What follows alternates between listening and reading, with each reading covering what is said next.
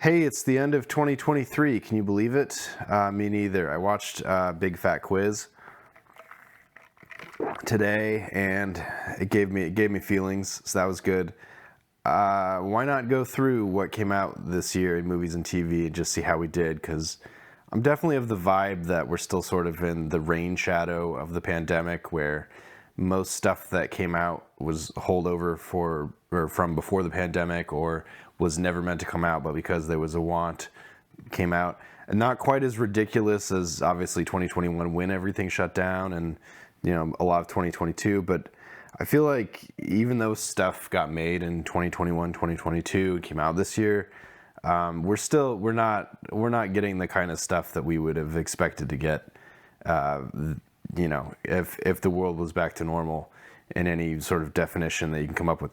Which is to say, I worked on stuff that, was post-pandemic that has already come out, but I don't know. I feel like we're still just in garbage time, even if you don't count the fact that Disney is on fire now. So, yeah, I feel like let's just go through and look at some stuff. This is Rotten Tomatoes editorial pages.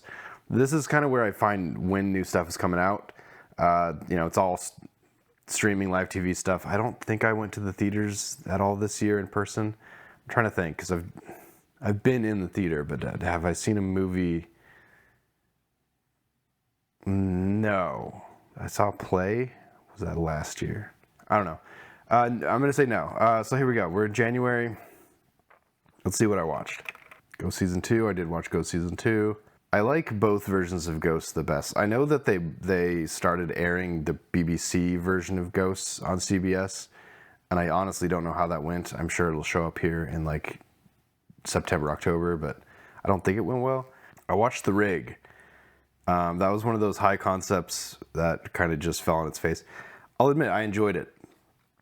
Once you figure out what obviously The Rig is about, which is probably like episode 3 of 6 or something, it's pretty lame, but like unique world, just kind of like ham-fisted, and where does it exist in a post-Lost world kind of world?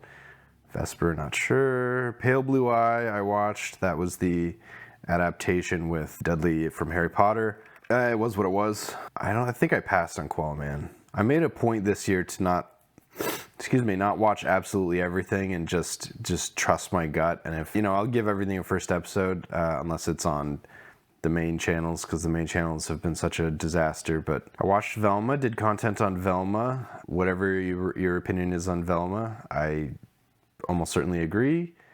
I watched the first episode of Walker Independence, which is the spinoff.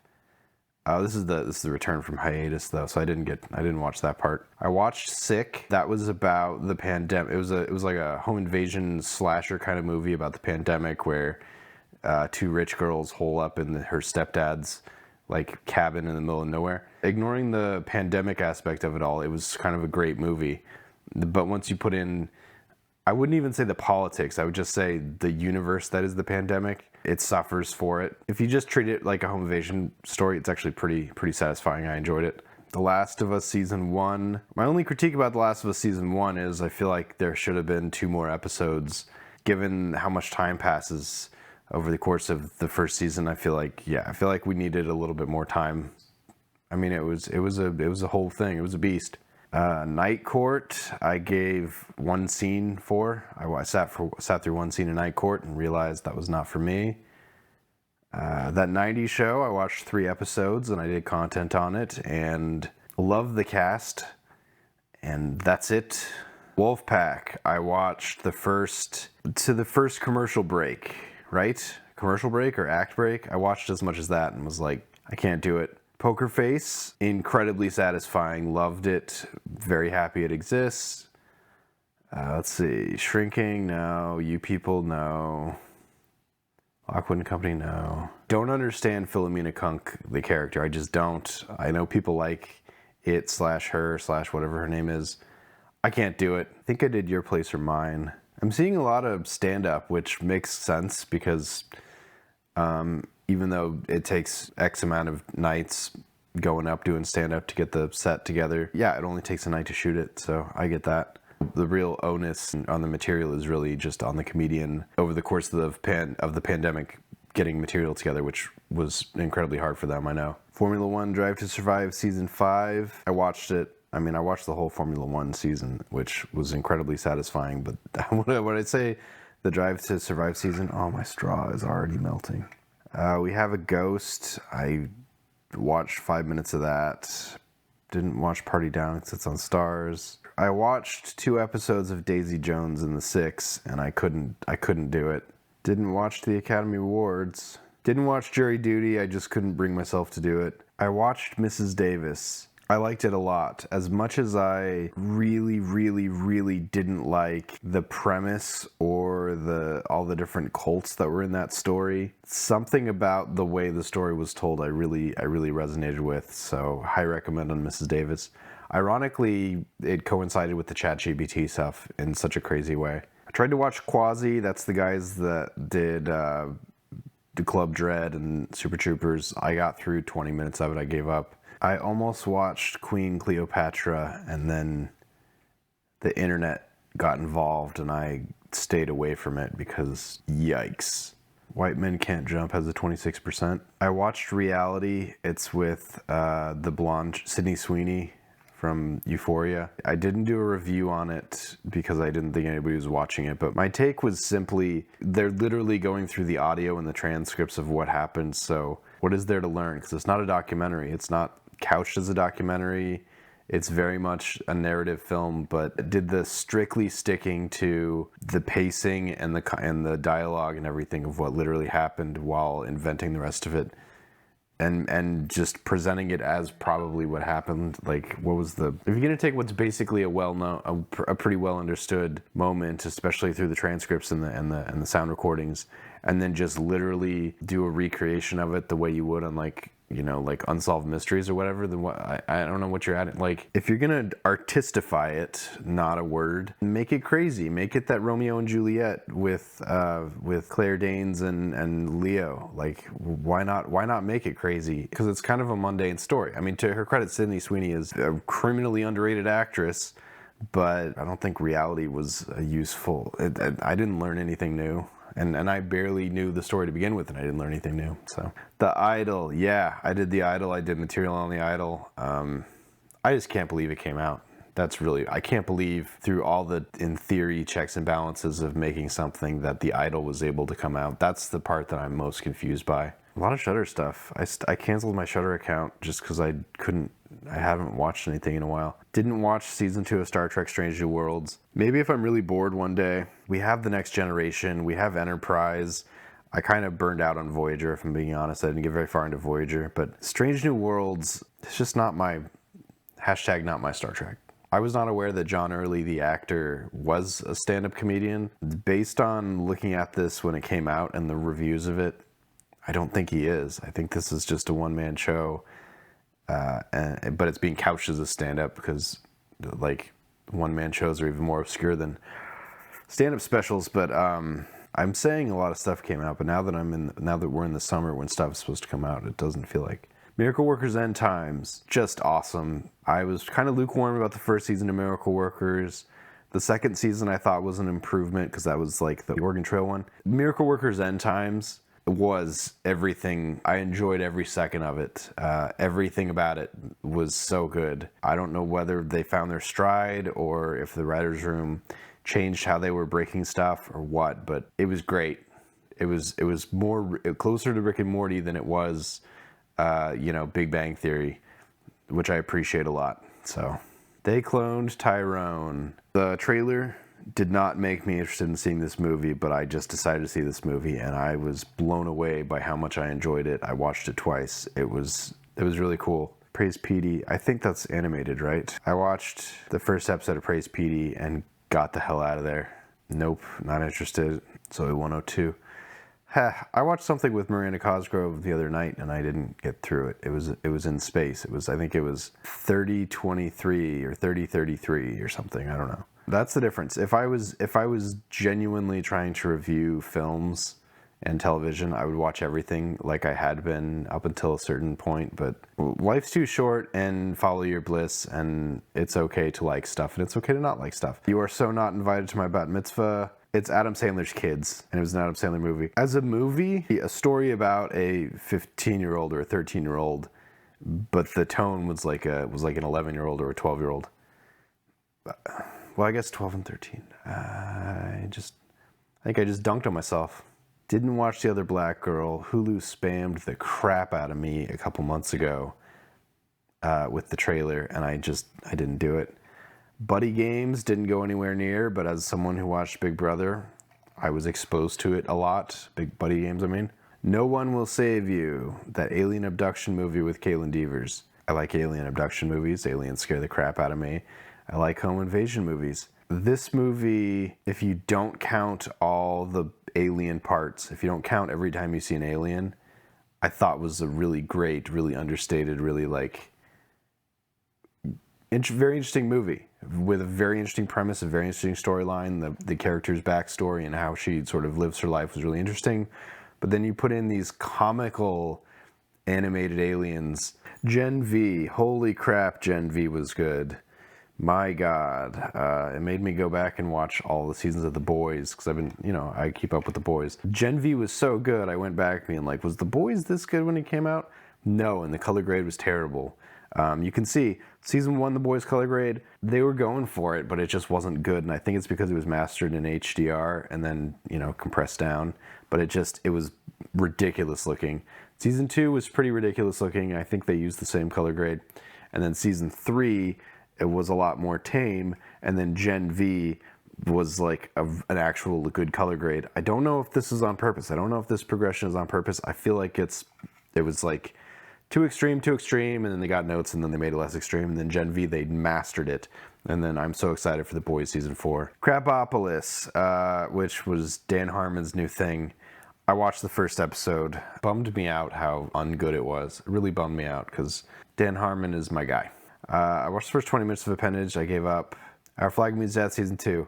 A lot of people who liked season 1 didn't like season 2 as much. I liked season 2 a lot more. There was a lot less pirating in it, but I feel like it was a much more character story than season 1. Season 1, I feel like they were going on adventures. Season 2 was very much about the two guys, and I liked that a lot. And then, the ensemble. Basically, everybody paired up. It was really... Initially, when everybody started pairing up, I was like, this is a little sitcom. This is kind of like, what happened. And then I thought about it. I was like, if you're spending your entire life on a boat, regardless of gender, regardless of sexuality, you're going to start pairing up. Otherwise, it's a lonely life. So really interesting take on sexuality and gender and that kind of stuff. It was really interesting.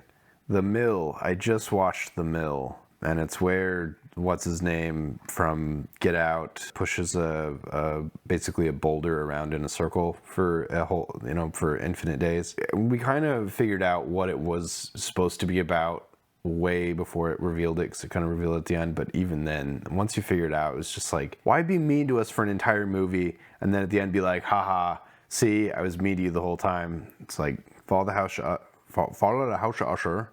I still need to watch. Frasier. There's certain properties, I guess is what you would call them, that's such a gross word. There's certain properties that they're untouchable.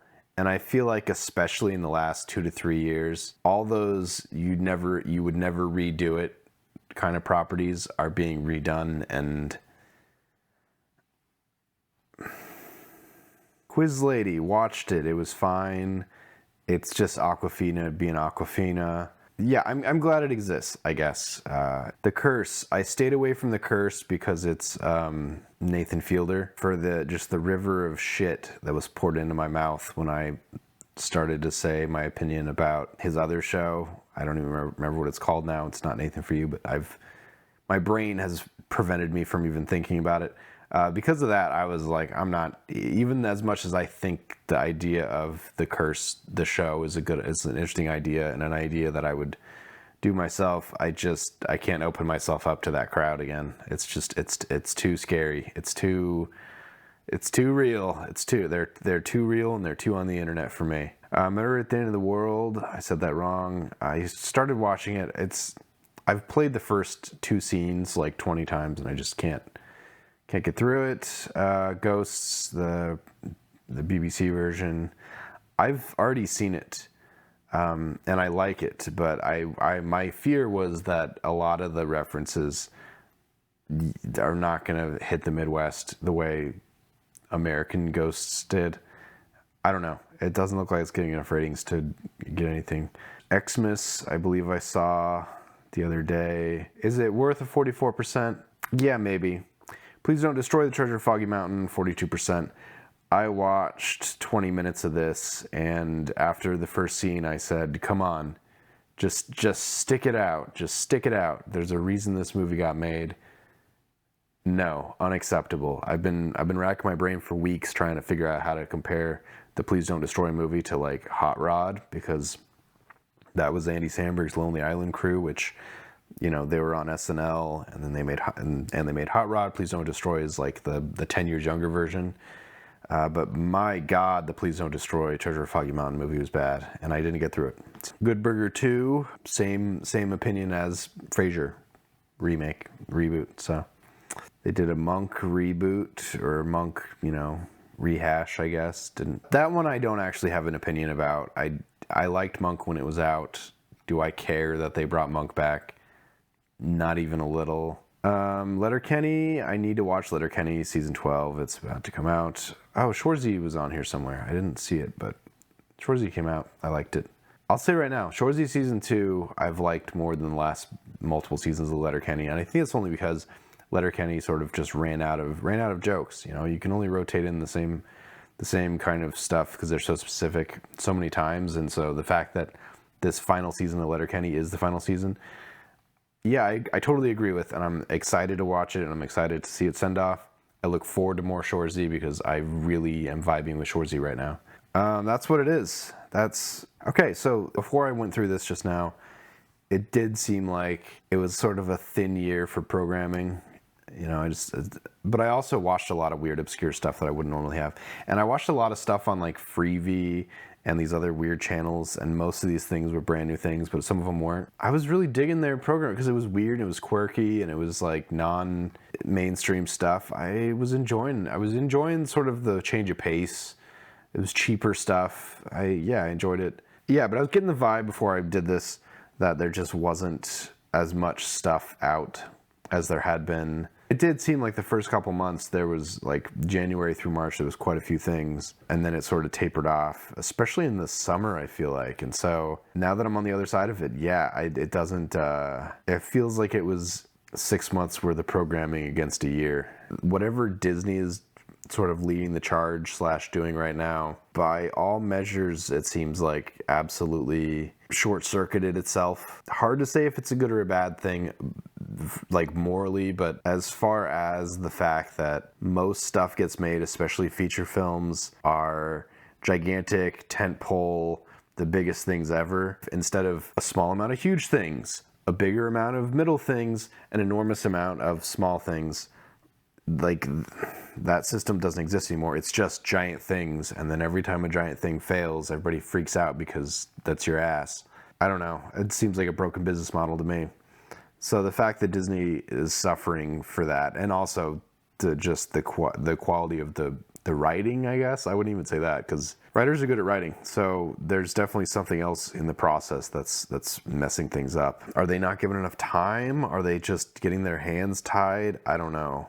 Other stuff I missed on this. I watched Zack Snyder's Rebel Moon. Been doing a lot of material on it because as much as it wasn't a worst movie contender at all, it was not good. I watched Barbie. I was genuinely baffled by how they were going to make Barbie work. And then I watched it and I went, holy crap, that's how. That is 100% how. And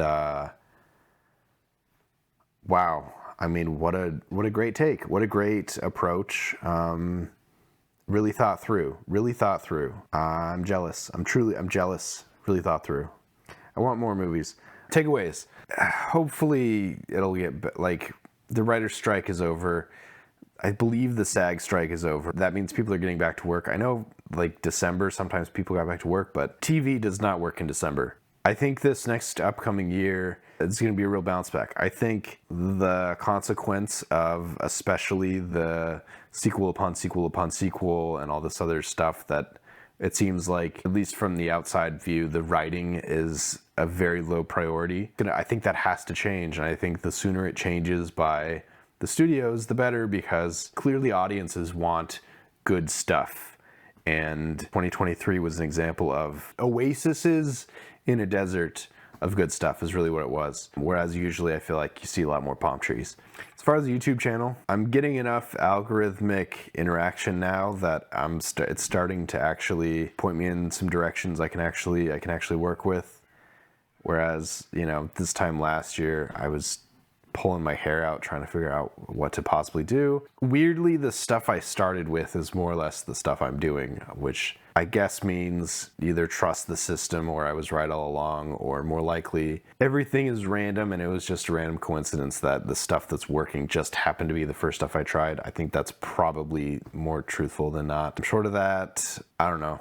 I'm itching to go make something. I feel like this year was a big career. It was like a rebuilding year. So you know, the pandemic was a pandemic, and that was basically you're on the injured list the whole season. But yeah, working out, a little stiff.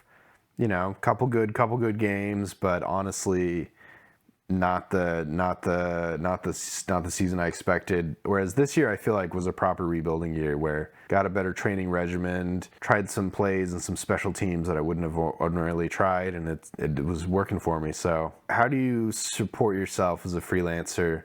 It's a build.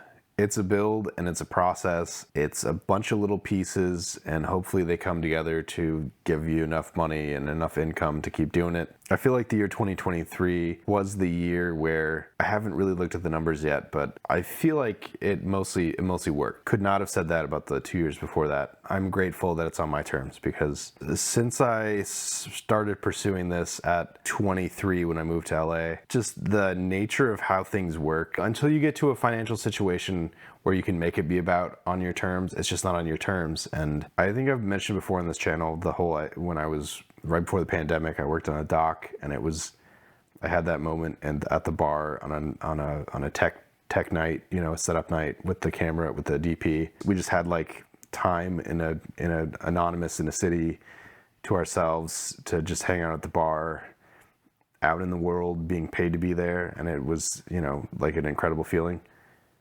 It's getting close to that feeling, and it feels like it. It's an addictive feeling, and my only real fear about it is complacency at this point. So that was a weird tangent. I guess that wraps up 2023 for me. A lot of good, a lot of bad. I could have gone through and looked at my YouTube stuff for 2023, but if not the last 6 months, the last 3 months of my YouTube channel has really narrowed in on the scope of what I'm doing, and now it's just about the quality of the outputs. And being okay with varying of the qualities. Like this, for instance, is going to be a very different, lower quality than something more polished, something more scripted. So anyway, all good things. Here's to 2020. What are we on? 4? No more pandemics. That whatever that next one is, it's not gonna be a pandemic. Come on, let's not make it a pandemic. Well, like, share, subscribe. See ya. Oh, paper straw technology needs to improve. This straw is a nightmare. Oh, gross. Oh, this paper straw sucks. Oh, it's like gum at this point. Gross. Oh, it's like I'm eating paper now. I don't even want to drink this because it's mostly paper. Oh, I hate everything about this straw.